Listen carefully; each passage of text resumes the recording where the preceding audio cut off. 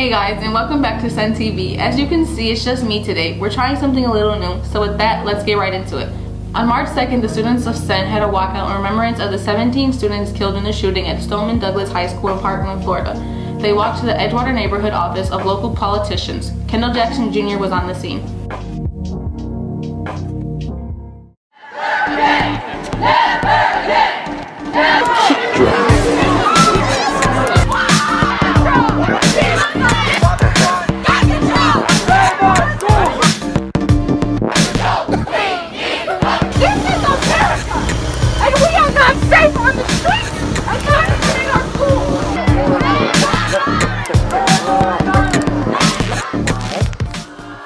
Cultivating and empowering. These are two words that describe this movement.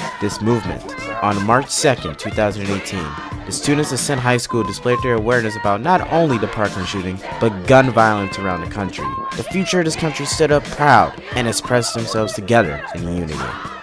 Like, we were expecting at the best 100, but the fact that there was like a lot of kids coming out was really awesome, and it really helped kind of create the impact, because when there was more kids, we were more visible, and it showed that a lot of people, it wasn't just a small group of people that really cared about the issue. The time has come for us to stop waiting and start doing. The time has come for us to take control of our own future, save our own lives, create an American society where we feel safe and represented. Tell me what democracy looks like. All right, so for the walkout, I was right here over by this window, and I stuck the camera through and was able to see the students organize and march out, and I have to admit that I even shed a tear when I heard them chanting, "This is what democracy looks like." It was definitely one of the proudest moments I've had as an educator.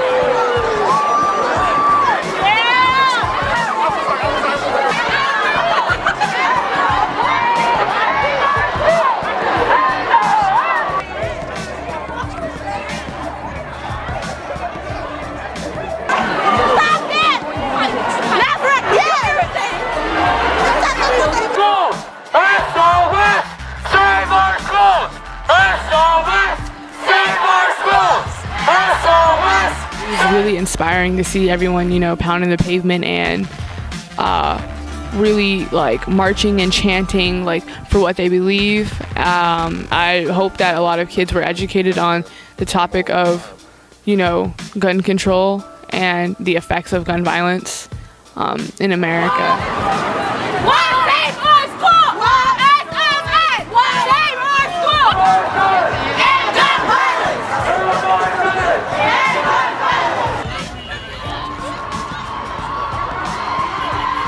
Overall, I thought the student body did a really effective job of organizing, especially such a large scale event.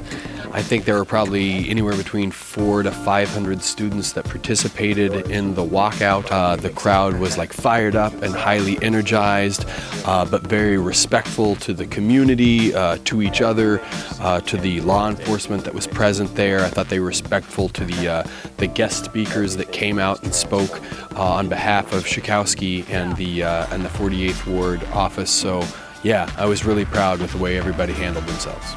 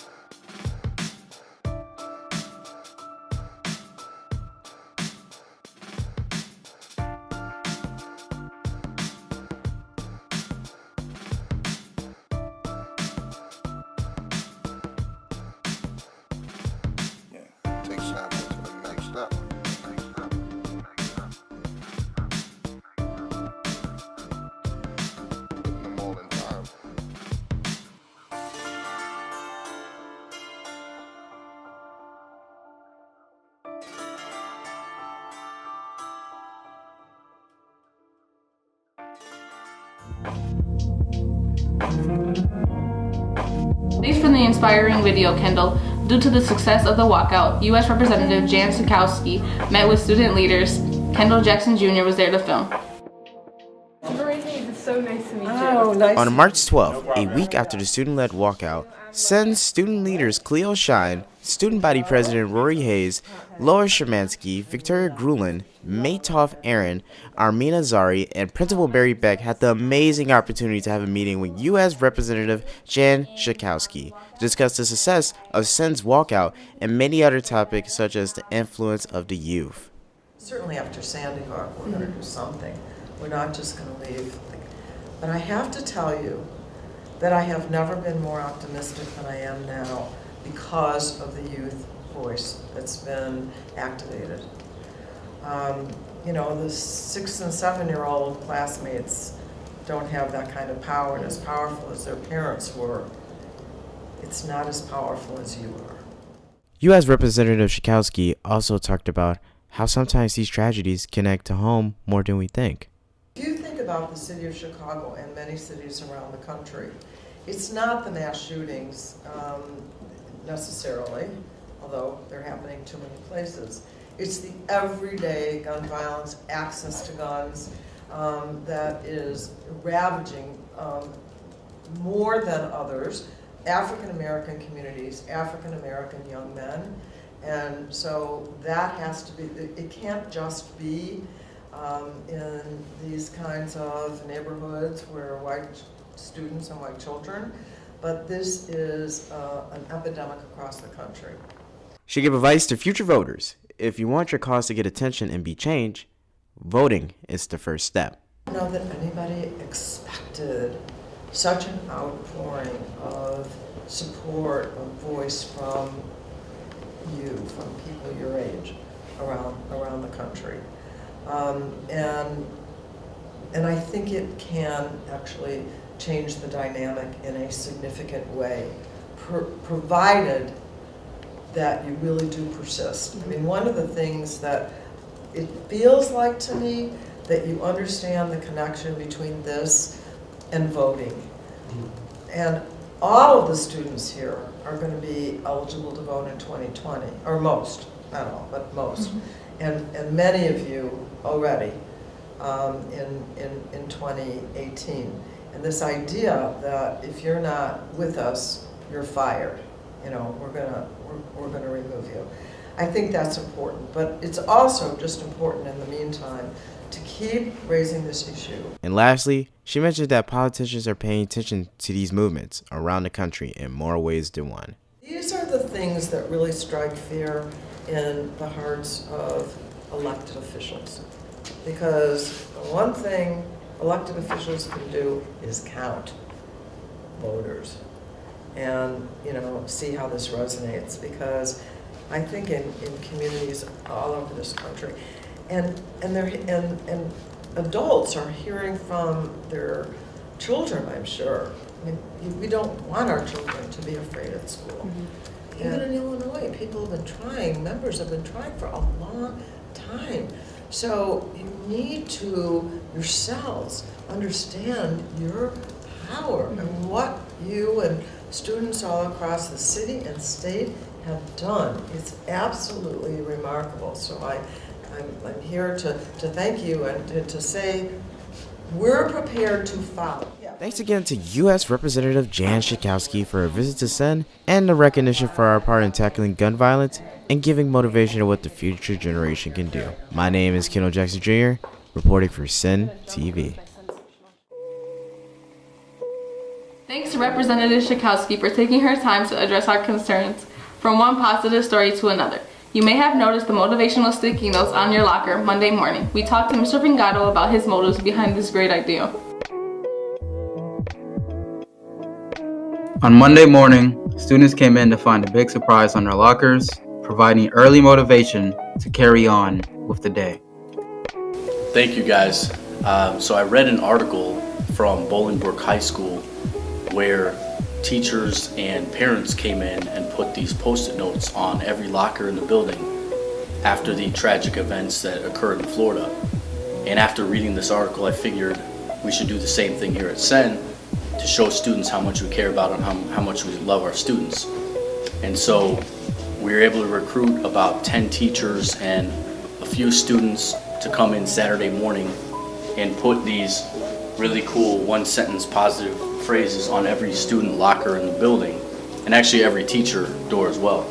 And so right here, there's an example right here of what we wanted to do.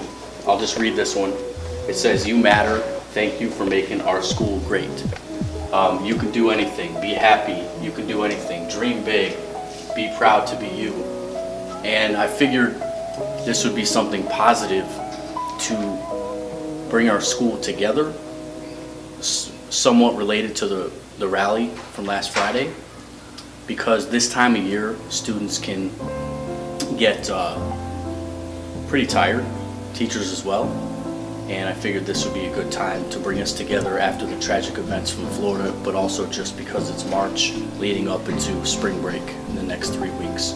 So thank you guys for coming out and taking some video. We here at Senn TV commend Mr. Fingato for trying to spread some positivity in light of the recent tragedies. This is Philip Johnson White reporting. Senn students once again took the annual trip to Loyola University for Think Week. Each day was designated to a certain grade level. Philip Johnson White had the overview of the event.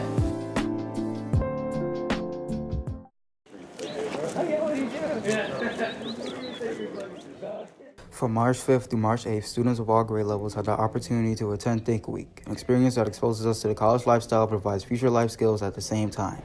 Each grade level made a mile-long walk from Senn to Loyola University. Now here's John Schmidt on his opinion on how the week went down. I think it's been really smooth. The teachers have been wonderful. The students have been receptive and engaging and asking really good questions. And we hope at the end of the day that students leave with a better understanding of what it means to not just be on a college campus, but to imagine themselves as college students, because they are in spaces where college students are throughout the year.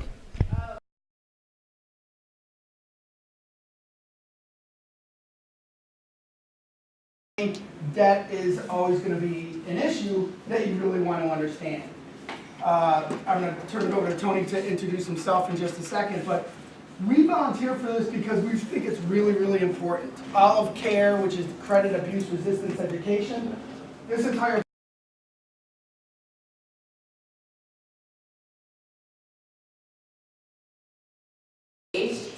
it would help you kind of get more out of what we're talking about. So if you have something to jot things down on, you can do that. In the last session, I had some students ask me to pause so they can take a picture of the screen. We can do that. Feel free to raise your hand and ask questions at any.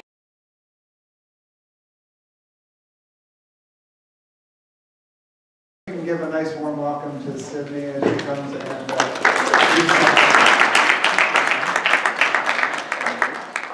After all of the events and presentations, students walked back after yet another successful Think Week.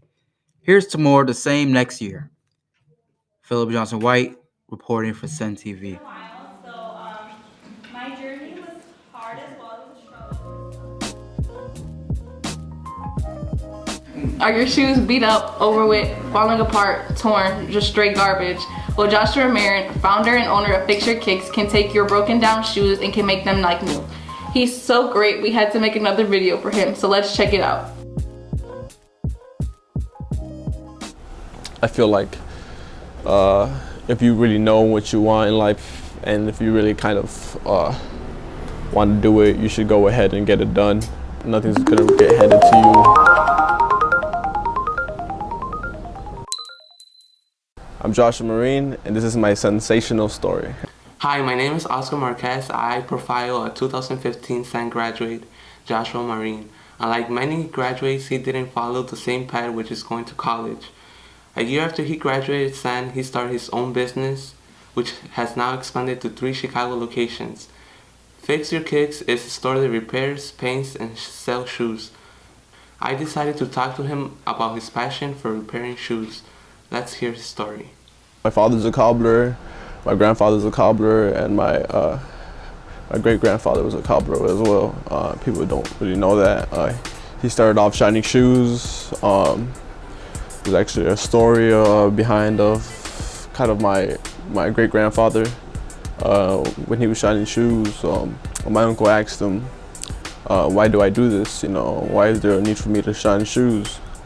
And my great grandfather told him, he's like, son, it's like shiny shoes is gonna make you rich one day. And he laughed because in Mexico, you know, they would give you like 2 pesos just for shiny shoes and stuff. He didn't say it was gonna make us rich through money wise, but it's gonna make us rich through at heart. You know, we're gonna make a lot of people happy. You know, we're gonna make communications with people, make relationships with people, have a lot of friends. You know, because this trade is kind of like dead.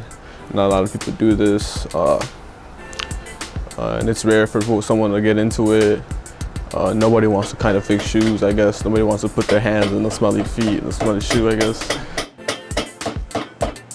I took this trade into a little bit more of an extreme, kind of like what I wear. I wear gym shoes, I wear sneakers. I have a lot of sneakerhead friends, and then I kind of fix up their shoes. So I started off in high school, kind of cleaning gym shoes. They would always throw me $20, $15, whenever they had, and I would always try my best, and they would always be happy. They'd be like, "Damn, you snapped, man! Like I can't believe you actually did something with them," you know, because people would, you know, consider their shoes dead or beat, because you know they wouldn't want to wear them anymore. And I'd be like, "Hey, you know, I can make your shoes look good." They would message me pictures. They'd be like, "What can you do with this? What can you do with that?" I take much more pride in repairing regular shoes and sneakers. Just because I love working with machines, with old machines, and with repairing sneakers is just like kind of washing them and painting them up, grabbing a paintbrush, applying paint to the shoes. But cobbling is more like of an art. It's more like of a construction of a shoe. Kind of you're like building it up, making it look like new. And people really like it when the repairs come out great. We're not factory. I'm not a factory shop. You know, I'm a repair shop. You know, I always try my best with each shoe that I have. I'm always honest with my customers. One thing about me is I'm a really honest person. I'll tell them if the shoe's worth fixing, if they should go buy new ones. But a lot of times people find their shoes sentimental and they would want to get them repaired. So that's what they come to me for, because I'm Fix Your Kicks. That's what I do, and fix shoes. Opened up one shop, and then after a couple months after that, my father had lost his shop, and I was like, "Hey, you know, I'll help you open up a shop." And so we opened up Fix Your Kicks 2. After that, my father gave me the opportunity to buy the shop after a couple months, so I took that as an advantage. Took over that shop, and then after that, I'd say about 2 or 3 months, I saw there was a shoe repair shop for rent. I tried to buy that shop, but unfortunately the landlord didn't quite see anything. Like, he didn't see a purpose with me. He's like, "Man, you know, you're a kid, you don't know what you're doing." But little did he know I had 2 shops. I told him everything about me. I was like, "Man, come check out my stores. This is what I do." He's like, he was a little older guy. He was an older head. He's probably like 60 years old. So he didn't quite trust me due to other teenagers who have let him down with like paying rent and stuff. Nevertheless, he checked my credit and all that stuff. I was able to get that 3rd spot. That 3rd spot was probably the hardest spot that I was able to get.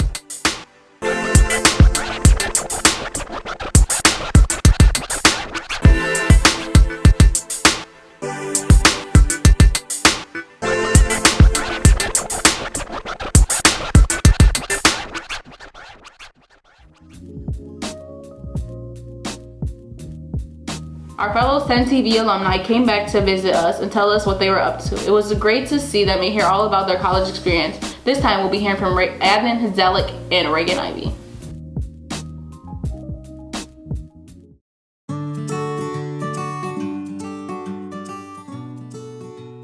So since I graduated Senn, I had started my college career at Loyola University.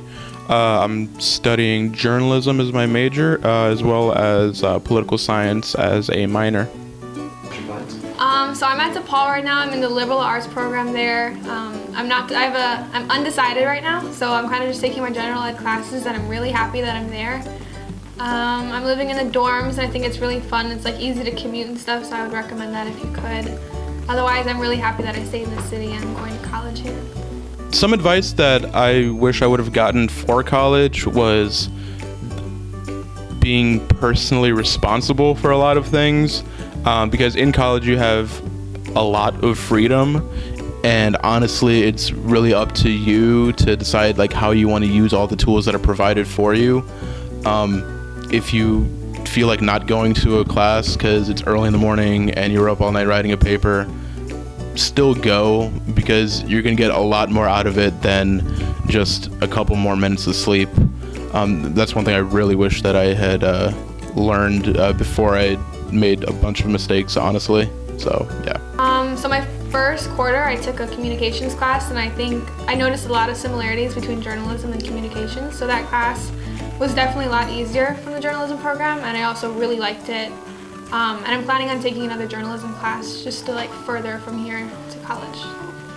Yeah, my time in the journalism program here at Senn has really helped me shape what I'm doing now in college, because a lot of kids that go into, say, a journalism course in college, some might not have a lot of experience in the field, but because I did go through the journalism program here and was part of Senn TV, I got all those skills already. So when I got to college, I was able to just build off of that and just really excel in a way that I didn't think was really possible.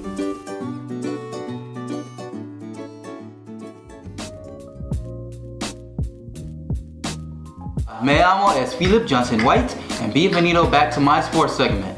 I don't speak Spanish. LOL. First off, I'm going to announce all of the dates for boys baseball, girls softball, girls soccer, and boys volleyball. The first baseball game is Wednesday, March 21st, taking on Schurz at home. Boys volleyball is on April 2nd at Sullivan. That same day, there's a girls soccer game versus Institute of Health Services. And finally, on April 3rd, the softball team has a game against Matter, which I especially recommend you go see. I mean, it's Matter. Just go to all of the games to show your support in an unequivocal fashion.